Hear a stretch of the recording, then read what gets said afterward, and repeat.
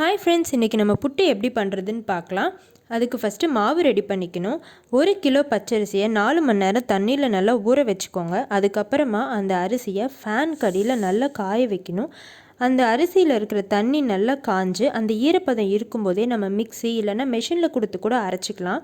அரைச்சிட்டு வந்ததுக்கப்புறம் அந்த மாவை ஒரு பேனில் போட்டு அந்த மாவு சூடாகிற வரைக்கும் நல்லா ஃப்ரை பண்ணிக்கோங்க. அதுக்கப்புறமா அந்த மாவை எடுத்து சலிச்சு தான் நம்ம யூஸ் பண்ண போகிறோம். இதுக்கு ஃபஸ்ட்டு நம்ம 4 கப் மாவு எடுத்துக்கலாம். இந்த கப்பில் தான் நான் மெஷர் பண்ணியிருக்கேன். 4 கப் மாவு எடுத்துக்கலாம். 1 கப் தேங்காய், 1 கப் சுகர், 100 ml நெய், தேவையான அளவு உப்பு போட்டு இந்த மாதிரி தண்ணியில் கரைச்சி நீங்கள் ஆட் பண்ணிக்கோங்க.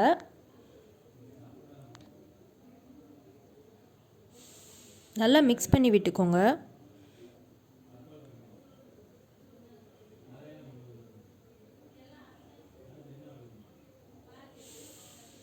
கொஞ்சம் கொஞ்சமாக தண்ணி ஆட் பண்ணிக்கோங்க.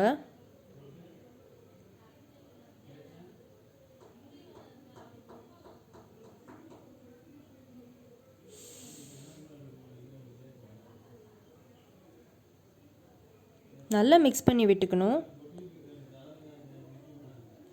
நீங்கள் பிடிச்சு பார்த்தா மாவு இந்த பதத்தில் நிற்கணும். அந்த அளவு தண்ணி ஆட் பண்ணினா போதும். அதுக்கப்புறமா இந்த மாவை நல்லா சலிச்சுக்கோங்க.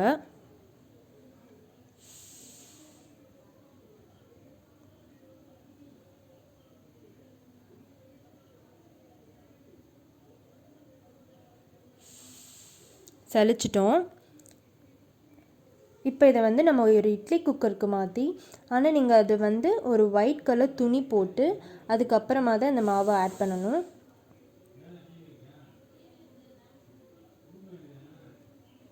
இப்போ இதை நல்லா மடித்து விட்டுக்கலாம்.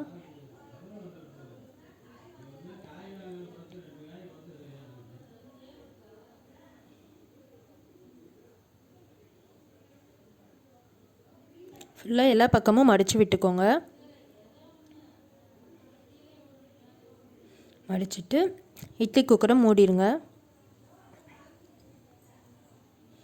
இது 15 மினிட்ஸ் நம்ம வேக வைக்கணும். 15 மினிட்ஸ் ஆயிடுச்சு. அதுக்கப்புறமா சூடாக இருக்கும்போதே நம்ம தேங்காய் எல்லாமே ஆட் பண்ணிடணும். ஃபஸ்ட்டு தேங்காய் ஆட் பண்ணிக்கோங்க.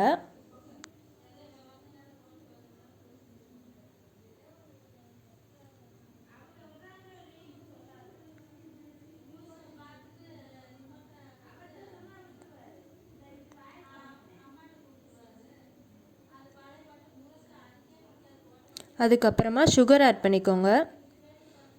சுகர் கொஞ்சம் கொஞ்சமாக ஆட் பண்ணிக்கோங்க.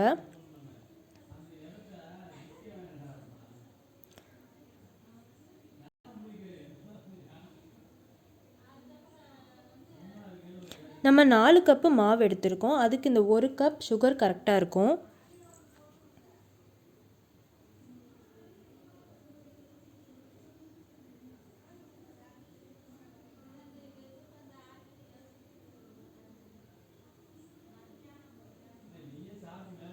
அப்புறம் நம்ம எடுத்து வச்சுருக்க 100 ml நெய் அதையும் ஆட் பண்ணிக்கலாம்.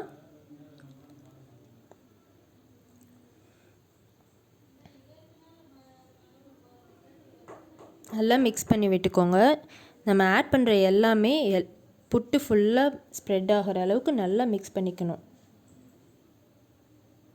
இந்த புட்டு ரொம்ப சாஃப்டாக இருக்கும். சாப்பிட்றதுக்கு அவ்வளோ நல்லாயிருக்கும். நீங்கள் ஒரு தடவை ட்ரை பண்ணி பாருங்கள். ரொம்ப டேஸ்டியாக இருக்கும். அவ்வளோதான், ரெடி ஆயிடுச்சு.